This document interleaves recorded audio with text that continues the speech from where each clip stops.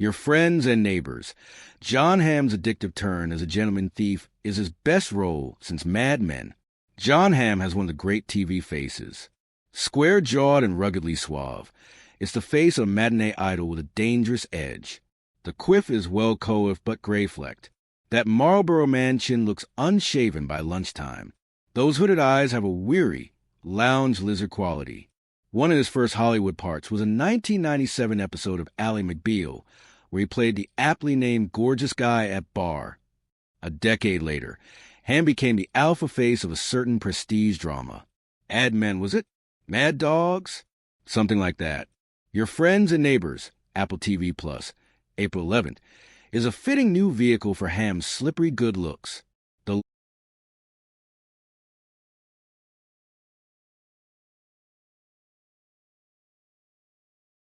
The launch episode is bookended by shots of his big, mildly befuddled face in screen-filling close-up. This show knows exactly what it's doing. It is blackly comic, frothily fun, and highly moreish. It begins, as all TV dramas must nowadays, with a shock tactic scene, before flashing back a few months to show how we got here. Here, it's Hamm's character waking up in a pool of blood next to a murdered dude. He promptly rewinds to show us the swirling hot mess of my life and how the hell everything went so wrong, so fast. After being fired and disgraced from his job as a hedge fund CEO, divorced dad Andrew Coop, Cooper struggles to maintain his megabucks Ivy Leaguer lifestyle, let alone keep his spoilt family in the comfort to which they become accustomed. In desperation, Coop resorts to robbing his rich neighbors in upstate New York, only to discover that what happens behind those white picket fences is even murkier than he imagined. Secrets, lies, sex, daytime drinking, crushing up and snorting the children's ADHD meds. You know, the usual. The light-fingered antihero never loses our sympathy for stealing from his so-called friends because they're all obnoxiously minted and smugly punchable. Their multi-million-dollar mansions, Coop points out, are filled with expensive shit that would never be missed, piles of forgotten wealth just lying around in drawers. He's basically Robin Hood in a Ralph Lauren cap. Super-duper Cooper also cares for his mentally unstable sister, so it's all good. He drives a Maserati and drinks Macallan 25 whiskey. Meetings take place on golf courses or tennis courts, at yoga studios or Instagrammable parties.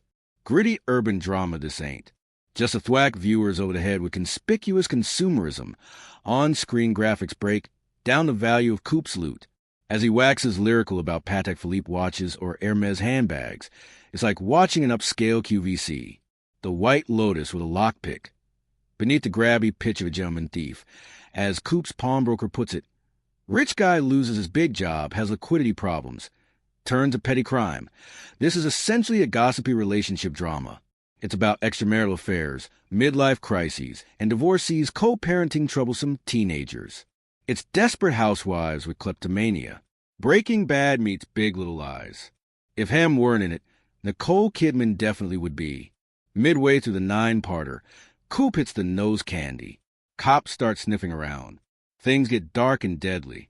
It's repulsive, pulpy, and soapy. So confident are Apple of the show's success that it has renewed it for a second season before the debut run has even dropped. The hamster will soon be back on his wheel. This isn't just a Jon Hamm show. Amanda Peet and Olivia Munn are typically terrific as Coop's ex-wife and new girlfriend. Who are we kidding? It's totally the Jon Hamm show. When he's not on screen, attention drifts. A wordy script is made denser by a sardonic, velvet voice narration. He doesn't quite break the fourth wall by waggling his eyebrows, but somehow it feels like he does.